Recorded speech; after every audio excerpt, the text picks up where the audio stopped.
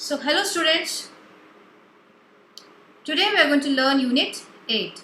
So, Unit 8 consists of the grammar section, and in the grammar section we have the language function, the linkers, the passage, letter writing, and in the prose we have colors of silence.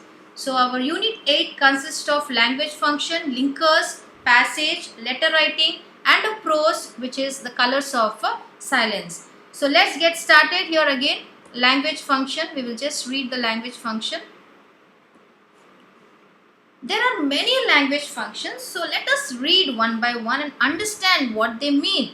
So the first language function is requesting. So I'll give you some examples. Can you please give me your book? So this sentence fulfills the language function called as requesting. So can you please give me your book ಅಂತ ಅನ್ನುವಾಗ ಇಲ್ಲಿ ನಾವು request ಮಾಡ್ತಾ ಇದ್ದೀವಿ. ಇನ್ನೊಂದು sentence ನೋಡ್ರಿ, could you lend me your pen please? So ಇಲ್ಲಿ ನಾವೇನು ಕೇಳ್ತಾ ಇದ್ದೀವಿ ಅಂತಂದ್ರೆ ಒಂದು ಬೇರೆಯವ್ರ ಪೆನ್ ಅನ್ನ ಕೇಳ್ತಾ ಇದ್ದೀವಿ. ಸೊ ಪ್ಲೀಸ್ ಅಂತ ಯೂಸ್ ಮಾಡ್ತೀವಿ ನಾವು. ಯೂಶಲಿ ರಿಕ್ವೆಸ್ಟ್ಗೆ ನಾವು ಆ ಮ್ಯಾಜಿಕ್ ವರ್ಡ್ ಪ್ಲೀಸ್ ಅನ್ನೋದನ್ನ ಸೇರಿಸ್ತೀವಿ. ಸೊ ಎಲ್ಲಾದರೂ ಸೆಂಟೆನ್ಸ್ನಲ್ಲಿ ನಿಮಗೆ ಪ್ಲೀಸ್ ಅಂತ ನೋಡಿದರೆ ಯೂಶಲಿ 100% ಅಂತ ಇಲ್ಲ, usually if you find please ಇದನ್ನು ಸೆಂಟೆನ್ಸನ್ನು ನಾವು ರಿಕ್ವೆಸ್ಟಿಂಗ್ ಲ್ಯಾಂಗ್ವೇಜ್ ಫಂಕ್ಷನ್ ಅಂತ ನಾವು ಕರಿಬೋದು. So next one, warning. Warning sentences ಯಾವುದು ಅಂತಂದರೆ don't touch the plate, it's hot. Don't go out without mask, it's dangerous. So ಈ ಥರ ಸೆಂಟೆನ್ಸಸ್ ಇದ್ದರೆ ವಾರ್ನಿಂಗ್, ಮೊದಲೇ ವಾರ್ನಿಂಗ್ ಕೊಡೋದು, ಅದು ಮಾಡಬೇಡ, ಅದು ಮಾಡಿದರೆ ಇದಾಗ್ತದೆ, ಅದು ವೆರಿ ಹಾಟ್ ಇದೆ, plate is very hot, don't go outside, it is very dangerous ಅಂತ ಈ ಥರ ವಾರ್ನಿಂಗ್ ಕೊಡೋ ಸೆಂಟೆನ್ಸಸನ್ನು ನಾವು ವಾರ್ನಿಂಗ್ ಸೆಂಟೆನ್ಸಸ್ ಅಂತ ಕರಿತೀವಿ. So third one is order, like shut the door, stand up, get out of the class. Usually ಈ ಥರ sentence ನಾವು ಕ್ಲಾಸ್ ರೂಮ್ಸ್ನಲ್ಲಿ ಕೇಳ್ತೀವಲ್ಲ, usually teachers use these kind of sentences. Normally we say shut the door or stand up or get out of the class. ಈ ಥರ sentence ಇದ್ದರೆ ಇದನ್ನು order type of sentences ಅಂತ we can call it. Then we have giving direction. So example, this is your key, take the lift on the left, when you get off the lift turn left, your room is at the end of the corridor on the right side. So direction ಕೊಡೋದು. So ಈ ರೀತಿಯಲ್ಲಿ ಹೋಗ್ರಿ, right side ಹೋಗ್ರಿ, left side ಹೋಗ್ರಿ ಅಂತ ಹೇಳ್ತೀವಲ್ಲ, ಇದನ್ನು ನಾವು ಗಿವಿಂಗ್ ಡೈರೆಕ್ಷನ್ಸ್ ಅಂತ ವಿ ಕಾಲ್ ಇಟ್. ಸೊ ಇನ್ನೊಂದು ಸೆಂಟೆನ್ಸ್ ನೋಡ್ರಿ, turn right at the corner and go straight ahead, the school is on your right next to the canteen. So school ಎಲ್ಲಿದೆ ಅಂತ ಡೈರೆಕ್ಷನ್ ಕೊಡ್ತಾ ಇದ್ದಾರೆ ಇಲ್ಲಿ. ಸೊ ಈ ಥರ ಸೆಂಟೆನ್ಸಸನ್ನು ನಾವು ಗಿವಿಂಗ್ ಡೈರೆಕ್ಷನ್ಸ್ ಅಂತ we call it. The next, expressing gratitude andre thanks helodu. I am really grateful to you, I am very grateful for all your help. So this is called as expressing gratitude. Then you have apology, asking sorry, I am sorry for the mistake, I am sorry for losing your book. So sorry anta baruvaga adu apology language function. Then you have ability ಅಂದರೆ ಸಾಮರ್ಥ್ಯ ತೋರಿಸೋ sentences. For example, can you run 100 meters in 12 seconds? 12 ಸೆಕೆಂಡ್ಸ್ನಲ್ಲಿ 100 meters run ಮಾಡ್ಬೋದಾ, ನೀವು ಓಡ್ಬೋದಾ 100 meters ಅಂತ ಕೇಳೋದು. So ಇದು ನಿಮ್ಮಲ್ಲಿರೋ ಸಾಮರ್ಥ್ಯ ತೋರಿಸ್ಕೊಡ್ತದಲ್ಲ, ಸೊ ಇದನ್ನು ನಾವು ability type of language functions ಅಂತ you can call. Then next, can you speak English? ಇಂಗ್ಲೀಷ್ನಲ್ಲಿ ಮಾತಾಡೋಕ್ಕೆ ಬರ್ತದ ನಿಮಗೆ ಅಂತ ಅರ್ಥ ಇಲ್ಲಿ, ability type of questions. And then you have giving advice, ಸಲಹೆ ಕೊಡೋದು. ಅಂದರೆ ಅಡ್ವೈಸ್ ಅಂತಂದರೆ you have to follow this. Advice usually ನಮ್ಮ ಪೇರೆಂಟ್ಸ್ ಆಗಲಿ, ಟೀಚರ್ಸ್ ಆಗಲಿ, elderly people will give you an advice. For example, you have to work hard to pass the exam. Exam pass ಆಗಬೇಕು ಅಂತಂದರೆ you have to work hard. So ಇದು follow ಮಾಡಲೇಬೇಕು pass ಆಗಬೇಕು ಅಂತಂದರೆ. So this is a giving advice. You should follow the traffic rules. So ನೀವು vehicle drive ಮಾಡ್ತಾ ಇರುವಾಗ traffic ರೂಲ್ಸನ್ನು ಫಾಲೋ ಮಾಡಬೇಕು. ಮಾಡಿಲ್ಲ ಅಂದರೆ the consequences are very very bad. So ಈ ಥರ giving advice type of language function. And then you have giving suggestion. It is very casual, can follow or no. Example, Ramu shed, let's not watch the cricket but let's watch the movie. Cricket ನೋಡೋದು ಬೇಡ, movie watch ಮಾಡಮ್ಮ ಅಂತ ಅರ್ಥ ಇಲ್ಲಿ. So ಈ ಸಜೆಷನ್ನ follow ಮಾಡ್ಬೋದು, ಇಲ್ಲಾಂದರೆ ಇಲ್ಲ, ಡಿಪೆಂಡ್ಸ್ ಅಪಾನ್ ಯು. ಮಾಡಲಿಲ್ಲ ಅಂದರೆ ಏನು ದೊಡ್ಡ ಬ್ಯಾಡ್ ಕಾನ್ಸಿಕ್ವೆನ್ಸಸ್ ಏನೂ ಆಗಲ್ಲ ಇಲ್ಲಿ. ಸೊ ಇನ್ನೊಂದು ನೋಡ್ರಿ, ಲೆಟ್ಸ್ ಗೋ ಫಾರ್ ಸ್ವಿಮ್ಮಿಂಗ್. ಒಂದು ಸಜೆಷನ್ ಕೊಡೋದು, ಲೆಟ್ಸ್ ಗೋ ಫಾರ್ ಸ್ವಿಮ್ಮಿಂಗ್ ಅಂತ. ಹೋಗ್ಬೋದು, ಇಲ್ಲಾಂದರೆ ಇಲ್ಲ. ಅಡ್ವೈಸ್ಗೆ ಸಜೆಷನ್ಗೆ ಏನು ಡಿಫ್ರೆನ್ಸ್ ಅಂತಂದರೆ, ಅಡ್ವೈಸ್ನಲ್ಲಿ ನೀವು ಅದು ರೂಲನ್ನು ಫಾಲೋ ಮಾಡಲೇಬೇಕು, ಆದರೆ ಸಜೆಷನ್ನಲ್ಲಿ ನೀವು ಮಾಡ್ಬೋದು, ಇಲ್ಲಾಂದರೆ ಇಲ್ಲ. So that is a difference between giving advice and giving suggestion. Next one is seeking permission. Examples: may I use your bike? May I take your pen? May I come in? So ಈ ಥರ ಸೆಂಟೆನ್ಸಸನ್ನು ನಾವು seeking permission language function ಅಂತ ನಾವು ಕರಿತೀವಿ. So you can see your example. They will ask you the question in this way: read the conversation and choose the language function of the underlined sentences. Example ಇದೆ ಇಲ್ಲಿ, ರಾಜೇಶ್ ಹೇಳ್ತಾ ಇದ್ದಾನೆ may I use your pen. ಅವಾಗ ಸುರೇಶ್ ಹೇಳ್ತಾನೆ of course my friend. So ಯಾವುದನ್ನು underline ಮಾಡಿದ್ದಾರೆ ಇಲ್ಲಿ? May I use your pen. So ಈ may I use your pen ಯಾವುದು ಲ್ಯಾಂಗ್ವೇಜ್ ಫಂಕ್ಷನ್ ಇದು? Which language function is this? May I use your pen. Options ಕೊಡ್ತಾರೆ: A order, B seeking permission, C prohibition, D advice. So ಬಹಳಷ್ಟು ಹುಡುಗರು ಹೇಳ್ತಾ ಇದ್ರಿ, so ಯಾವುದು correct answer ಇಲ್ಲಿ? May I use your pen ಅಂತಂದರೆ which is a correct answer? The correct answer is B seeking permission. So you can easily score 1 mark if you identify the correct language function. So let us go with the next concept, linkers. So what is linkers? What are linkers? Andre words that join words or sentences. ಯಾವ word words ಅನ್ನ join ಮಾಡ್ತದೋ, sentences ಅನ್ನ join ಮಾಡ್ತದೋ ಅದನ್ನ ನಾವು linkers ಅಂತ ಕರಿತೀವಿ. So ಇದನ್ನ ನೆನ್ಪಿಟ್ಕೊಂಡ್ಬಿಡ್ರಿ. FANBOYS, very magical word. F ಅಂದರೆ ಫಾರ್, ಎ ಅಂದರೆ ಆ್ಯಂಡ್, ಎನ್ ಅಂದರೆ ನಾರ್, ಬಿ ಅಂದರೆ ಬಟ್, ಓ ಅಂದರೆ ಆರ್, ವೈ ಅಂದರೆ ವೈ ಅಂದರೆ ಎಟ್, ಎಸ್ ಅಂದರೆ so.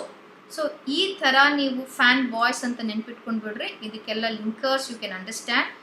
So one question they have asked you in Unit 8. Fill in the blanks using the appropriate linking words given in the brackets. Vishnu dash Subhash are good athletes. Both have a common coach. Vishnu is very hard working dash Subhash is not.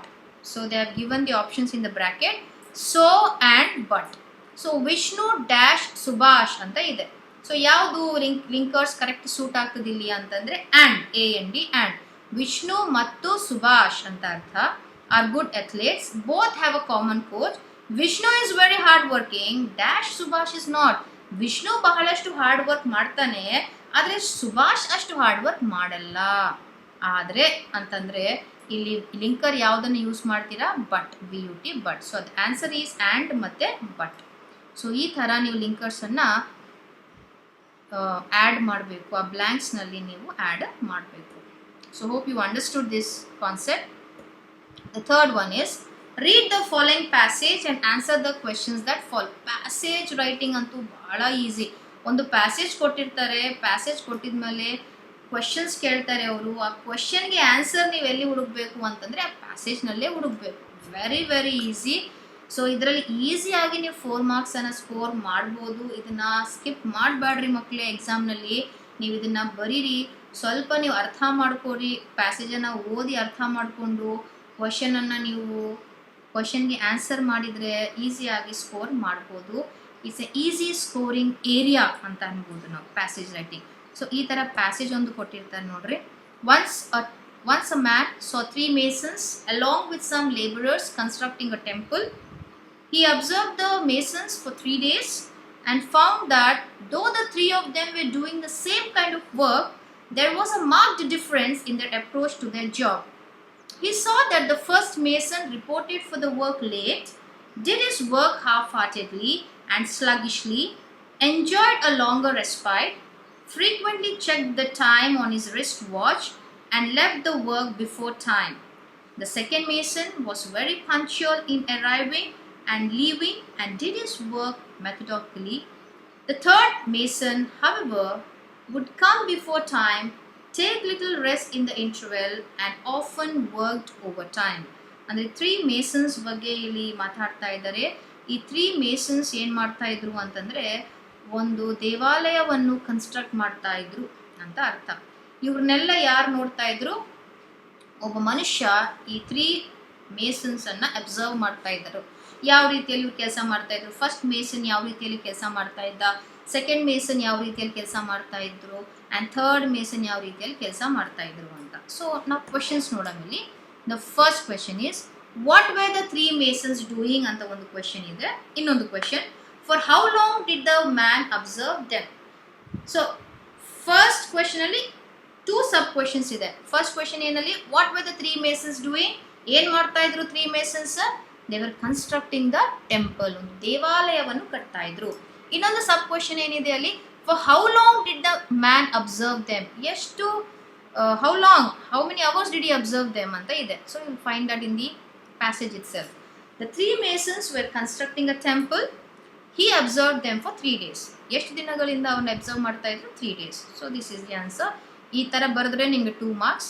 Next question, what way the first and the second masons approach towards the job. ಅಂದರೆ first mason ಯಾವ ರೀತಿಯಲ್ಲಿ ಕೆಲಸ ಮಾಡ್ತಾ ಇದ್ದ, second mason ಯಾವ ರೀತಿಯಲ್ಲಿ ಕೆಲಸ ಮಾಡ್ತಾ ಇದ್ದ.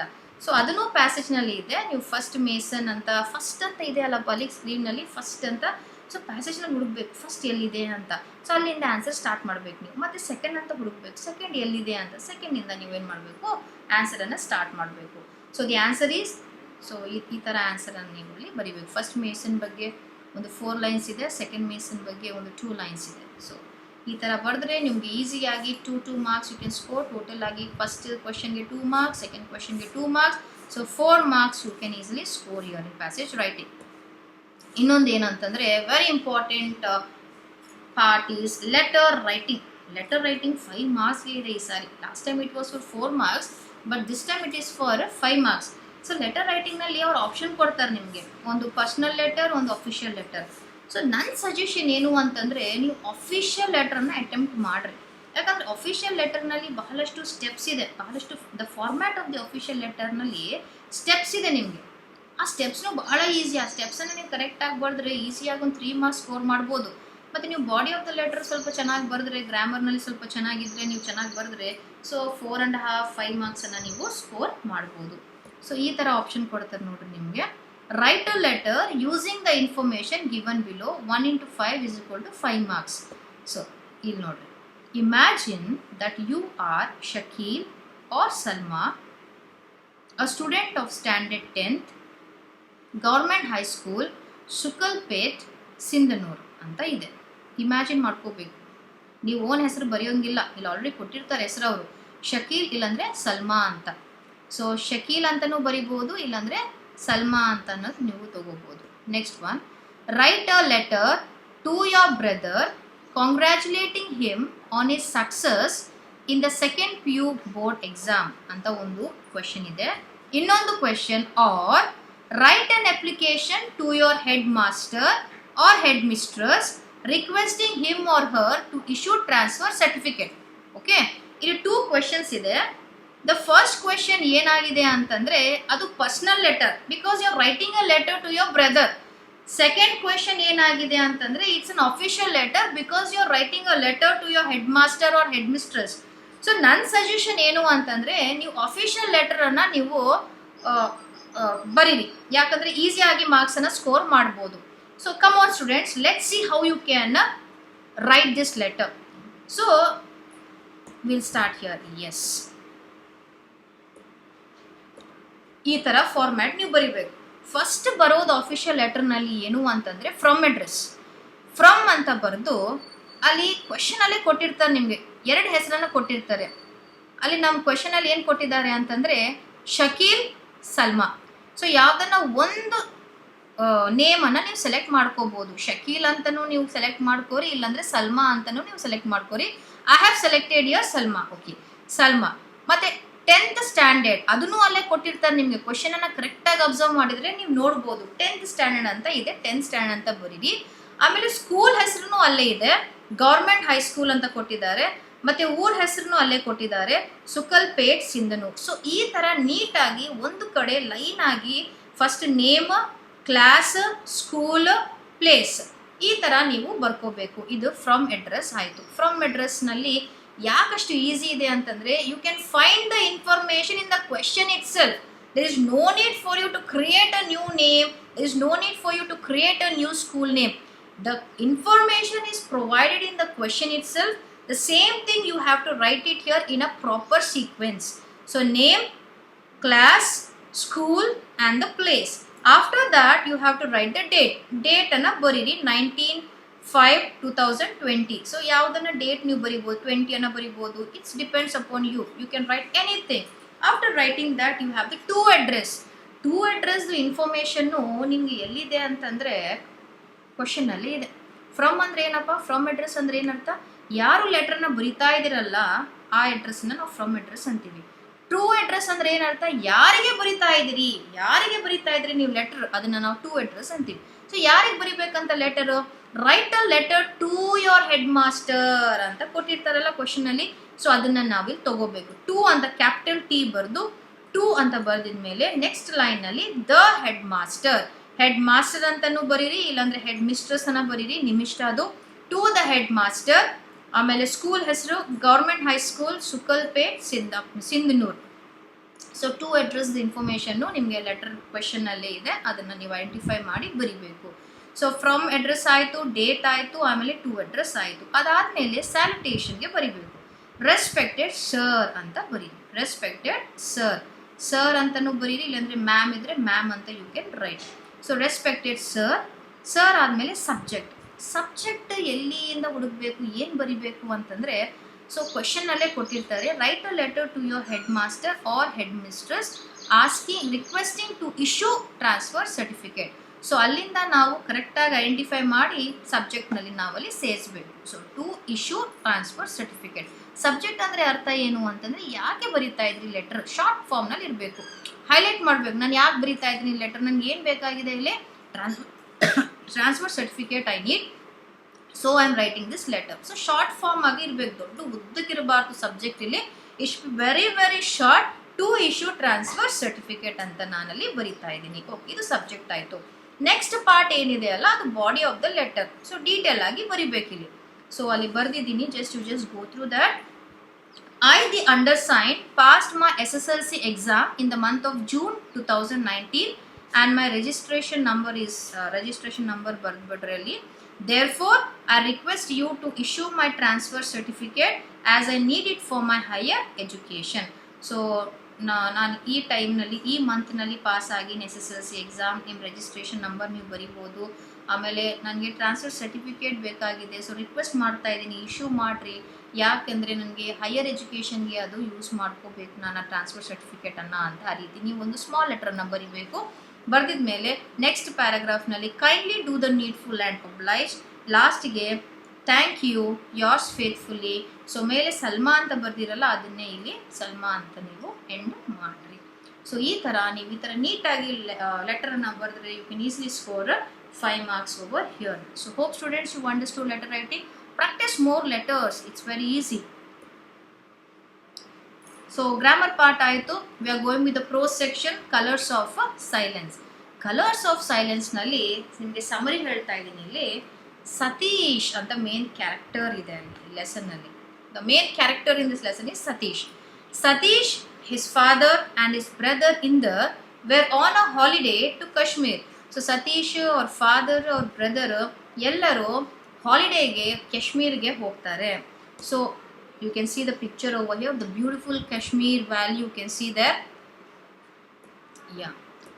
While crossing a rickety bridge, Satish slipped and fell into the rapids. So ಏನಾಗ್ಬಿಡ್ತದಲ್ಲಿ, ಒಂದು ಬ್ರಿಡ್ಜ್ ಮೇಲೆ ನಡ್ಕೊತ ಹೋಗ್ತಾ ಇರುವಾಗ, ಆ ಬ್ರಿಡ್ಜ್ ಅಷ್ಟು ಸ್ಟ್ರಾಂಗ್ ಇರಲಿಲ್ಲ, ನಡ್ಕೊತ ಹೋಗ್ತಾ ಇರುವಾಗ Satish he will slip and he falls into the rapids. So you can see that he fell into the rapids there. Then afterwards he was seriously injured and lost his sense of hearing and suffered from bouts of fever and severe headache. So ashtu height ninda when he fell down, he was injured everywhere. He had lot of fractures to his body and he lost the sense of hearing. He was not able to hear properly. and he was suffering from fits, he was suffering from fever, and he was also suffering from severe headaches. So these were the problems that he faced after he fell down from that rickety bridge. See, you can see the picture here. He was injured. There were fractures everywhere on his body. Yes. Then he was denied admission in schools as he was not a normal boy. So ಯಾವ ಸ್ಕೂಲ್ಸ್ನು ಅವನಿಗೆ admission ಕೊಡಲ್ಲ, ಯಾಕಂತಂದರೆ ಅವ್ನು normal ಬಾಯ್ ಆಗಲಿಲ್ಲ. He was deaf. ಅವ್ನು ಸರಿಯಾಗಿ ಕಿವಿ ಕೇಳಿಸ್ತಾ ಇರಲಿಲ್ಲ, ಮತ್ತು ಯಾವಾಗಲೂ ಆಬ್ಸೆಂಟ್ ಆಗ್ತಾ ಇದ್ದ, because he was having fever. Every now and then he was having fever. So because of that, the schools denied him admissions. So one day what happened is, when he was in his house, he saw a beautiful bird in a garden. When he was looking out of the window, he sees a very beautiful bird and was much attracted to it. Adu nod takshanane he gets attracted to the bird. Avನಿಗೆ ಬಹಳ ಇಷ್ಟ ಆಗ್ತದೆ ಆ ಬರ್ಡನ್ನ. So ಆ ಬರ್ಡನ್ನ ಅದೇ ರೀತಿಯಲ್ಲಿ ನೋಡ್ತಾ ಇದ್ದಾನೆ. ನೋಡಿದ ಮೇಲೆ after the bird flew away, he sketched the picture of that bird and slowly developed an interest in painting. So ಆ ಬರ್ಡ್ದು ಪಿಕ್ಚರ್ ಡ್ರಾ ಮಾಡ್ತಾನೆ, ಸ್ಕೆಚ್ ಮಾಡ್ತಾನೆ. ಸೊ ನಿಧಾನವಾಗಿ he started developing the interest in painting. Yes. So ಆ ಥರ ನಿಧಾನವಾಗಿ he becomes a famous painter. So ಈ ಥರ ಇದೊಂದು ಸಮರಿ ಪಾಯಿಂಟ್ ಇದೆ, ಜಿಸ್ಟ್ ಇದೆ ಕಲರ್ಸ್ ಆಫ್ ಸೈಲೆನ್ಸ್ಗೆ. So I have given this points, you can remember. ಇದು ಒಂದೊಂದ್ಸಲ ರಿವೈಸ್ ಮಾಡ್ತಾ ಇದ್ದೀನಿ, ಯಾಕಂದರೆ ನಿಮಗೆ ನೆನಪಿರ್ಬೋದು, but just I am giving you a summary of this lesson. So ನಾವು you can see Satish Gujral here with his painting. Yes, very beautiful paintings. Expected questions. So 2 marks questions they may ask you, or they may ask you 3 marks questions. So first question, how did the bird inspire Satish?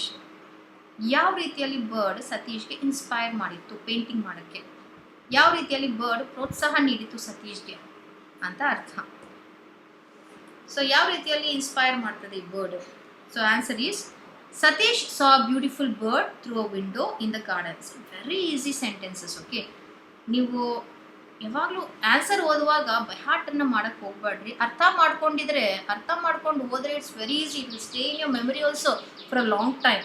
So ಆ ಪಿಕ್ಚರನ್ನು ನೀವು ಮೈಂಡ್ನಲ್ಲಿ ತೊಗೊಂಡು ಬರ್ರಿ. It's very easy. ನೋಡ್ರಿ, Satish saw beautiful bird. Satish ಒಂದು beautiful ಬರ್ಡನ್ನು ನೋಡ್ತಾನೆ. Through a window in a garden. The bird had a long tail and a black crest. It was restless and full of energy. After it flew away, Satish sketched the picture of the bird and slowly developed an interest in a painting. So interest, okay, small spelling mistake here, INTREST. So please bear with me, it's a small mistake. So interest in painting. Next question, which actions of Satish changed his father's attitude? ಅಂದರೆ Satish painting start ಮಾಡ್ತಾನಲ್ಲ, ಆವಾಗ ಫಾದರ್ಗೆ ಇಷ್ಟ ಆಗಲ್ಲ. Satish paint ಮಾಡೋದು ಫಾದರ್ಗೆ ಇಷ್ಟ ಆಗಲ್ಲ. But how did Satish action change this father's attitude? ಆಮೇಲೆ ಈ ಆ್ಯಟಿಟ್ಯೂಡ್ ಚೇಂಜ್ ಆಗ್ತದೆ ಫಾದರ್ದು. ಫಸ್ಟ್ ಇಷ್ಟ ಪಡಲ್ಲ, ಆಮೇಲೆ ಇಷ್ಟಪಡ್ತಾನೆ. ಯಾವ ರೀತಿಯಲ್ಲಿ ಏನು ಆ್ಯಕ್ಷನ್ ಚೇಂಜ್ ಆಗ್ತದೆ ಇಲ್ಲಿ ಅಂತ will see here. What actions of Satish change this father's attitude? So Satish was busy mixing colors on his palette. Though he saw his father standing and staring his painting, he continued with his painting. This action of Satish changed his father's attitude. So ಒಂದಿನ Satish ಕಲರ್ಸನ್ನು mix ಮಾಡ್ಕೊತ ಇದ್ದ ಅವನ ರೂಮ್ನಲ್ಲಿ. So ಆವಾಗ father ಬರ್ತಾರೆ ಅವ್ರ ರೂಮ್ಗೆ. ಸತೀಶ್ ನೋಡ್ತಾನೆ ಫಾದರ್ ಬರೋದು. ಫಾದರ್ಗೆ ಇಷ್ಟ ಇಲ್ಲ. ಸೊ ಆ ಪೇಂಟಿಂಗ್ಸನ್ನು he has to close it. But Satish ತನ್ನ ಕಲರ್ಸ್ ಮಿಕ್ಸಿಂಗ್ ಮಾಡೋದು ಸ್ಟಾಪ್ ಮಾಡಲ್ಲ. He continues mixing his colours. So ಅವಾಗ ಫಾದರ್ಗೆ ಏನು ಗೊತ್ತಾಗ್ತದೆ ಅಂತಂದರೆ, Satish likes to paint very much. ಸತೀಶ್ಗೆ ಬಹಳ ಇಷ್ಟ. ನನಗೆ ಇಷ್ಟ ಇಲ್ಲ ಅಂತಂದರೂ ಸಹ ಅವನು ಆ ಕಲರ್ಸನ್ನು ಮಿಕ್ಸ್ ಮಾಡ್ತಾ ಇದ್ದಾನೆ. ಅವನಿಗೆ ಪೇಂಟಿಂಗ್ ಮೇಲೆ ಅಷ್ಟು ಪ್ರೀತಿ ಇದೆ, ಪೇಂಟಿಂಗ್ ಅಂದರೆ ಅವ್ನಿಗೆ ಅಷ್ಟು ಇಷ್ಟ ಅಂತ ಫಾದರ್ಗೆ ಅರ್ಥ ಆಗುತ್ತದೆ. ಸೊ ಈ ಆ್ಯಕ್ಷನ್ ಏನಾಗ್ಬಿಡ್ತದೆ ಅಂತಂದರೆ ಫಾದರ್ಸ್ ಆ್ಯಟಿಟ್ಯೂಡನ್ನು ಚೇಂಜ್ ಮಾಡಿಬಿಡ್ತದೆ. So Satish was busy mixing colours on his palette. Though he saw his father standing and staring his painting, he continued with his painting. This action of Satish changed his father's attitude. So ಇನ್ನೊಂದು very important question ಏನು ಅಂತಂದರೆ ಇಲ್ಲಿ physical disability is no barrier to success to Satish justify. So April 2015, March 2019, June 2018ನಲ್ಲಿ ಈ ಪ್ರಶ್ನೆಯನ್ನು they have asked. So it is for 3 marks. So physical disability is no barrier to success to Satish justify. ಅಂದರೆ ಅಷ್ಟು problems ಇದ್ದರೂ ಸಹ, physically disable ಆಗಿದ್ರೂ ಸಹ, he was not able to walk properly, he had lot of fever, he was not able to hear, he was slowly becoming deaf, he was denied admission in schools. ಇದೆಲ್ಲ problem ಇದ್ರೂ ಸಹ Satish was able to success. Satish became successful. He became a great painter. How and why ಅಂತ you have to justify. ಕಷ್ಟಗಳಿದ್ರೂ ಸಹ, ಅವನು deaf ಆಗಿದ್ರೂ ಸಹ, ಇದು ಏನು ಆಬ್ಸ್ಟಕಲ್ ಆಗಲಿಲ್ಲ, ಸ್ಟಾಪ್ ಮಾಡಿಲ್ಲ ಸತೀಶ್ ಸಕ್ಸಸ್ ಆಗೋಕ್ಕೆ. ಇದನ್ನು ನಾವು ಜಸ್ಟಿಫೈ ಮಾಡಬೇಕು. Very very important question. Will just read the answer. When on a holiday to Kashmir, while crossing a rickety bridge, Satish slipped and fell into the rapids. He became deaf and was refused admission in schools as he was not a normal boy. Boys made fun of him, so he remained at home. One day, while he was looking through a window, he saw a beautiful bird and was much attracted to it. He sketched the bird and liked it and slowly developed interest in painting and became a famous painter. Exhibitions of his works were held all over the world and was awarded. He has also been honored with Padma Vibhushan. Thus, Satish proved that physical disability is no barrier to success. So ಇದೆಲ್ಲ detail ಆಗಿ ಹೇಳ್ಬೇಕು ನೀವು. So he went to Kashmir and he fell into the rapids. He became deaf. He was refused admission and ಮಕ್ಕಳೆಲ್ಲ ಅವ್ನು ನೋಡಿ ಹಾಸ್ಯ ಮಾಡ್ತಾ ಇದ್ರು. ಆಮೇಲೆ ಅವ್ನ ಮನೆಯಲ್ಲೇ ಇರೋಕ್ಕೆ ಸ್ಟಾರ್ಟ್ ಮಾಡಿದ್ದ. ಆಮೇಲೆ ಒಂದಿನ ಅವ್ನು ಬ್ಯೂಟಿಫುಲ್ ಬರ್ಡನ್ನು ನೋಡ್ತಾನೆ and he was very much attracted to it. ಅದು ಆದಮೇಲೆ ಅವ್ನು ಸ್ಕೆಚ್ ಮಾಡೋಕ್ಕೆ ಸ್ಟಾರ್ಟ್ ಮಾಡ್ತಾನೆ. ಆ ಸ್ಕೆಚ್ ಮಾಡಿದ್ದು ಅವ್ನು ಬಹಳ ಇಷ್ಟ ಆಗುತ್ತೆ and he will continue to do painting and he becomes a famous painter and exhibitions of his work were held all over the world and he was also honored with Padma Vibhushan. So ಈ ಥರ step by step he becomes a very successful painter. So ಆ ರೀತಿಯಲ್ಲಿ Satish proved that physical disability is no barrier to success. So ಈ ಥರ ನೀವು ಆನ್ಸರನ್ನು ನೀವು ಬರೆದ್ರೆ you will get 3 marks. So this is the end of Colors of Silence. So Colors of Silence ನಲ್ಲಿ they will ask you 2 marks or 3 marks question. So be prepared children. So grammar ಮತ್ತೆ prose section ಅನ್ನು ನಾವು ಇವತ್ತು complete ಮಾಡಿವಿ unit 8 ನಲ್ಲಿ. So hope you understood. So we'll meet you next time. Until then, goodbye. Take care.